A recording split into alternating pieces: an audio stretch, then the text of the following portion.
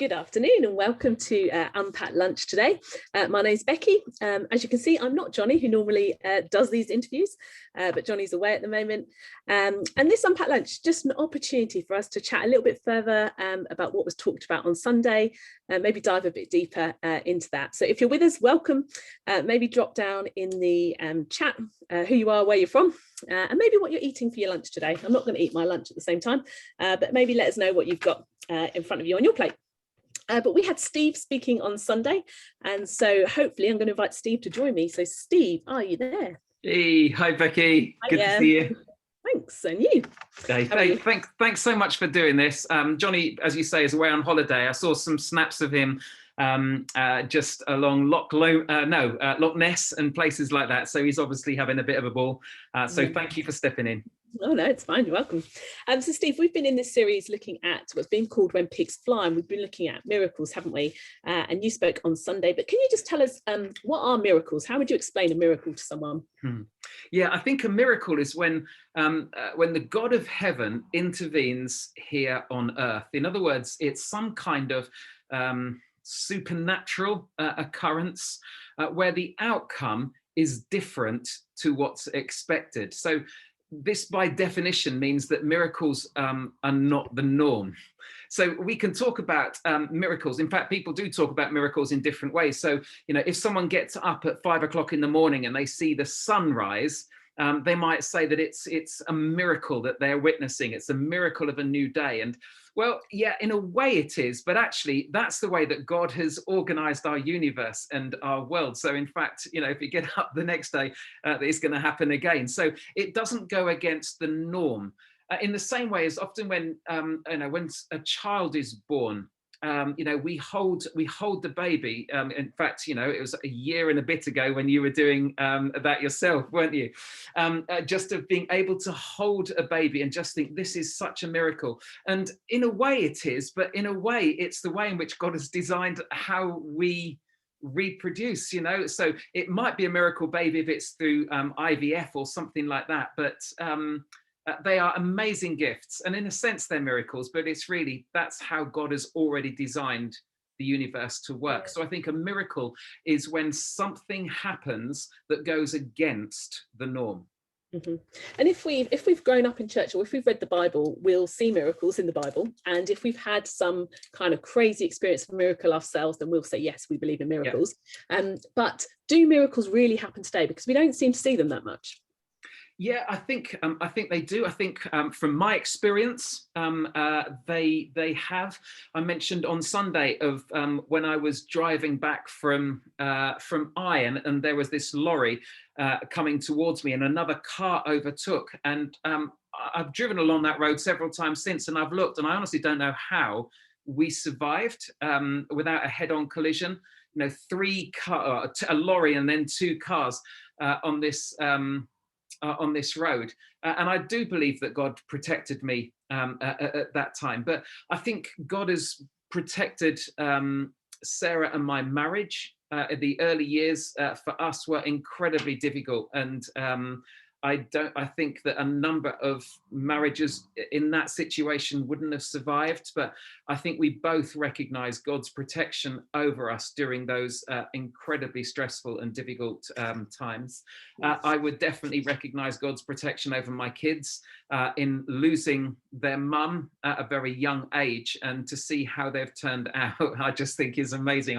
I saw my daughter Rachel get married last weekend, or the weekend before, and yeah, just to recognize God's protection over them. And I think probably in millions of small ways that I haven't even realized or seen, but I would definitely say that God still protects today. There is still a miracle that he brings about in our lives.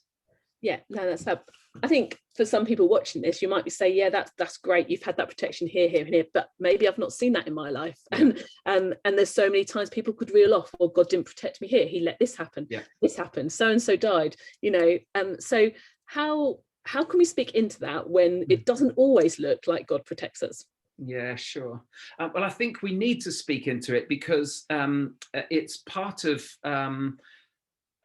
who God is, that God does step in at times, that he is the God who can do the miraculous, and he is able to protect. And I think there are just times, there are some crazy times in the Bible. They are. So people like Jonah and the fish, that's a crazy way of God rescuing and protecting Jonah. But it wasn't to make Jonah's life easy. There was a much bigger purpose, and it was about saving a whole nation, the nation of Nineveh. So I think the protection nearly always comes with a bigger purpose in mind.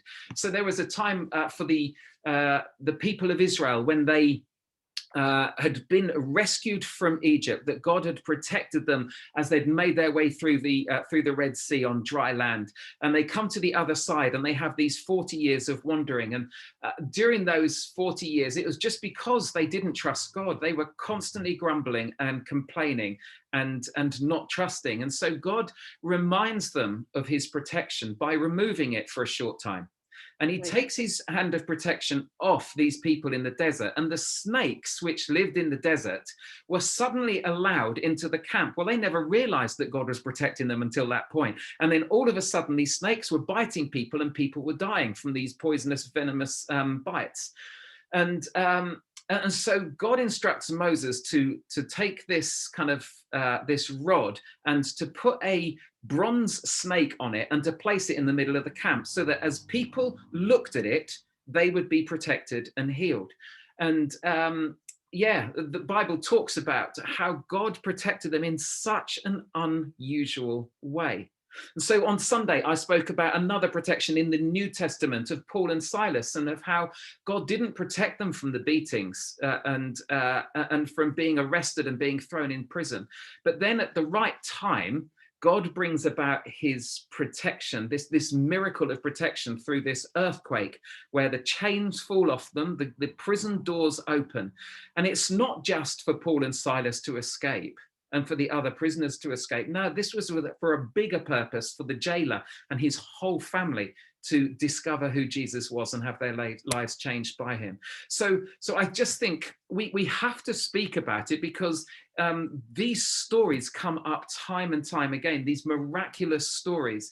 And I believe that they can still happen today, but it will always be for a bigger purpose than just our comfort. So in fact, you have the story of Jackie Pullinger, the lady who went out at the age of, I think, 17 or 18, out to Hong Kong, where she was working with these triad groups of these heroin dens.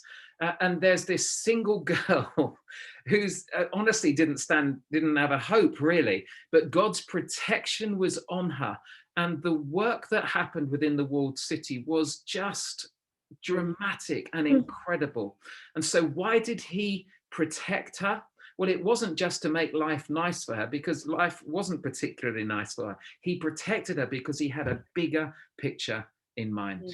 Yeah. And I love that reminder, because often when we're in the midst of something, we don't see that bigger picture, do we? And we have to choose to trust and believe that. But often it's not till afterwards, when we're through a trial, when we're through a testing, that then we look back and we're like, oh, actually, God was there and God was in it, and this is why. But what about for people when you are in the middle of something and it feels like God is not protecting you right now? How do we live with that tension of like, there's no good in this, or it feels like there's no good in this? I know. Great question. And I think it's a really difficult one, and it's a tension that we have to learn to live with. Now, we all wish that God would intervene, that God would step in and perform a miracle whenever we think that he should. The difficulty is that our world would be in chaos if God stepped in and broke the laws of our universe and the laws of nature all the time. God has designed our world to operate in order of this cause and effect, or the laws of nature. And so there's an order about it. And actually, I think it's really, when should God intervene and protect? Is it just over life and death issues? Is it when we're in pain, or is it about emotional suffering? We think that God should protect us from the big things, but it's really hard to identify what the big things are. And basically, we want to avoid anything that makes us or those that we love feel uncomfortable or in pain because we want to be happy. And actually, that's just not possible. And it comes from a me first perspective. It definitely comes from this, I want my life to be comfortable. And we need to have this, as you were saying, we need to have this larger perspective, an acknowledgement that God, well, as I was saying on Sunday, that long before you and I face a problem, God already has a plan. And I remember hearing Andy Stanley. In fact, we were listening to a message on Monday as a staff team where he said that God is looking for us to develop a living, active, and in spite of faith, where we trust God in spite of going through tough times and things not happening as we would like them to. And I think it's in those times that God really matures us, when we trust God in spite of the tough circumstances. Now, I also think that none of us will like this next statement, but actually our faith has to incorporate mystery as well as miracles. In other words, that there are times when we just don't understand why God doesn't intervene. I've had those experiences in my life. Becky, you will have as well. And I think we're allowed to question. I think we're even allowed to complain to a certain level, but we need to keep trusting him. That's the in spite of type of faith that God calls us to have. It's a persevering and a maturing faith. But there's no easy answer to it. No, and I think also I just thought of, actually, it's not even just having a long-term perspective, actually it's about an eternal perspective as well, isn't it? And I remember Johnny was speaking a few weeks ago talking about kind of having that eternal perspective. And even all the suffering and all the problems we might face in our life, actually we're never going to escape death completely, are we? Even if God does a miracle and he heals us, sadly at one point we are going to die, and that's not escapable. But actually our life is so short here on earth, isn't it? And so we have all this kind of problems, drama, things that we might face here, and we can say, well, God's got a bigger purpose in it. But ultimately our purpose is beyond that, isn't it? It is. And no suffering on earth can take that away. I know, that's right. But that's and it's really hard, especially when people who don't have faith and they start to ask questions. It's just such a hard situation. And in fact, I had a message from someone the other day where a husband of a young family has died, and it's kind of, where's God in this? And it's really difficult, because I prayed, our small group prayed, other people prayed for that situation, and we didn't see the answer. And so either we just have to say, well, it doesn't work, and we give up, or that we keep trusting God in spite of the fact that he didn't work in the way that we wanted. So I just think we have to be really careful too, don't we, about how we speak in those situations. And often it's not giving an answer, it's coming alongside and loving and understanding. Yeah, definitely, because it's easy to see, isn't it, if you don't have a faith or a belief, that if God exists, and if God is so-called good, why does he let this happen? And the conclusion often is, well, God isn't good, or God isn't all powerful.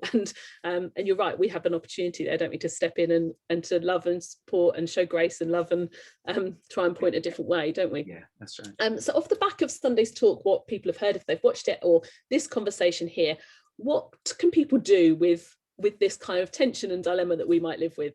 I think God still longs for us to talk to him and to ask for the miracle of his protection over our lives, over our families, over our world, our jobs, all of that. It's that reminder, really, that we are dependent on God, and that we need to keep our eyes on him. So I really hope that people will look to say, where do I need God's protection? What's not working out as it should do at the moment? And then pray into that, and even get others to pray into that. I would long for people to do that, to still believe that God can still perform a miracle today, and that he can step in, and we ask him to do just that. I hope that people won't build their faith, though, on God stepping in to make life easier and happier. You know, if so, our faith is going to tumble down, because it's not how life works, and it's not even how God works. And so I really hope that people don't pin their faith on God always answering prayers and bringing protection in the way that we ask. And I hope also, and it picks up on what you were saying just a few moments ago, I hope that people will lean into what God has already done for us. You know, God's protection is ultimately seen through the miracle of the cross. And, you know, Jesus, I think the most famous verse in the Bible is, it's either the Lord is my shepherd, or it's for God so loved the world that he gave his only son. Yeah. And actually it's the verses just before that that refers to the way in which God protected in the past. Because John writes this, and these were Jesus' words: just as Moses lifted up the bronze snake on a pole in the wilderness, so the Son of Man must be lifted up, so that everyone who believes in him will have eternal life. For this is how God loved the world, that he gave his one and only son, that whoever believes in him will not perish, but have eternal life. God's protection, our eternal protection, is found through the cross. And so I hope that we will keep our eyes fixed on Jesus, because ultimately that's where our protection for eternity comes, our protection from the fear of death, our protection from the consequences of our sin. It's all found in Jesus. And so just as people had to look at the serpent, had to look at the snake for Moses, for them to be healed and find protection, then let's keep our eyes fixed on Jesus, and through him we'll find healing and protection too. So ultimately my longing is that people will know that God's presence and protection is over our lives, and that we can trust him no matter what the circumstances are. That's fantastic. It's not really much else to say on that conclusion, but yeah, thank you for that. God doesn't change, does he? He is the same, and that's what we have to hold on to. I was listening to a talk this last week by Craig Rochelle, and he said our faith isn't dependent on what God does, but on who he is. Yeah. And ultimately God is a good father who loves us, and that was proven on the cross. So yeah, thanks Steve, that's been really great and insightful. Thank you everyone else who's joined with us, and yeah, thanks for sharing your lunch with us. We'll be back here next week, and we'll be back on Sunday as well online, where we'll continue this series When Pigs Fly, still looking at miracles. So we'll see you then. Great, thank you.